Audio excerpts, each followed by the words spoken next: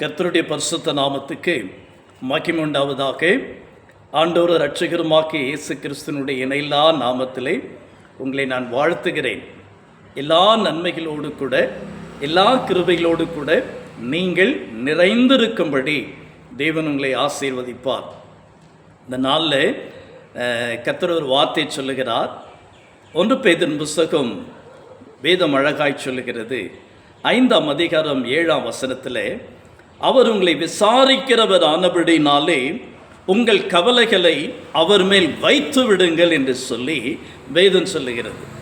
அப்போ நம்ம விசாரிக்கிற ஆண்டவராக இயேசுவினிடத்தில் நம்முடைய கவலைகள், நம்முடைய கஷ்டங்கள், நம்முடைய பாரங்கள், நம்முடைய பலவீனங்கள், நம்முடைய சோர்வுகள், இவை எல்லாவற்றையும் அவருடைய பாதத்தில் இன்றைக்கு நம்ம வைக்க போகிறோம்.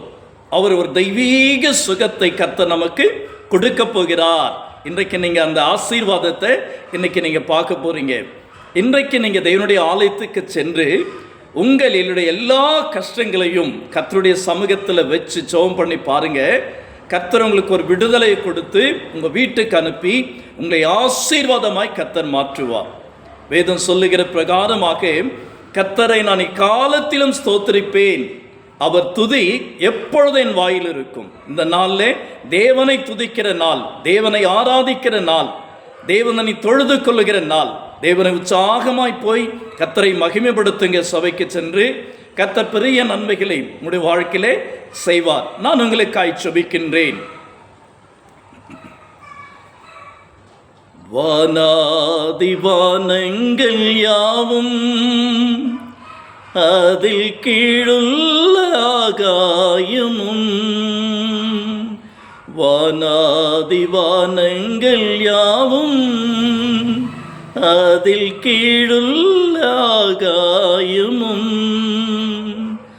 பூமியில் காண்கின்ற யாவும் கர்த்தர் உம்மை போற்றுமே.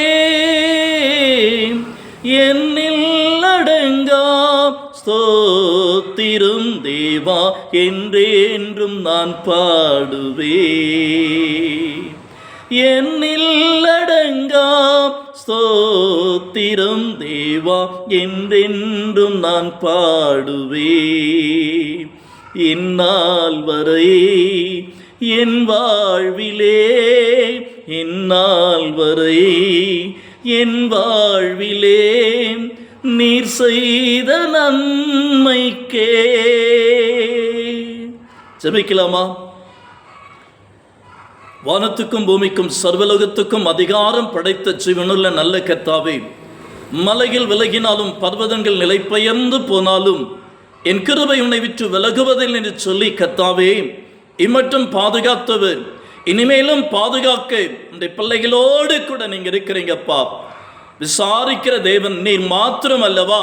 இந்த பிள்ளைகளுடைய எல்லா கண்ணீர்களையும் ஆண்டவரே கலிப்பாய் மாற்றும்படியாய் ஜெபிக்கிறேன். ஆண்டவரே, நசரேயனாகிய இயேசுவின் நாமத்திலே இன்றைக்கும் உடைய பிள்ளைகள் சபைக்கு செல்லட்டும். ஆண்டவரே, செல்லக்கூடாது இருக்கிற தடைகளை உடைக்கிறேன். ஆண்டவரே, அற்புதமாய் சபைக்கு கொண்டு போங்க.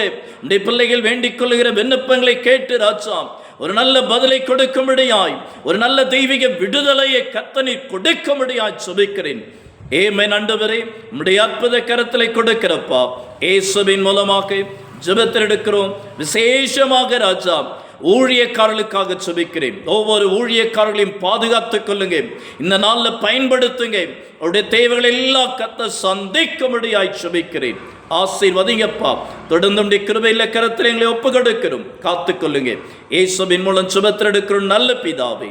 ஆமென், ஆமென். கர்த்தர் உங்களை ஆசீர்வதிப்பாராக. God bless you. God is with you. தேவன் உங்களோடு கூட இருக்கிறார். உங்களுக்கு ஒரு நன்மையும் குறைப்படாது. சபைக்கு போங்க. கர்த்தர் உங்களை ஆசீர்வதிப்பார். Thank you.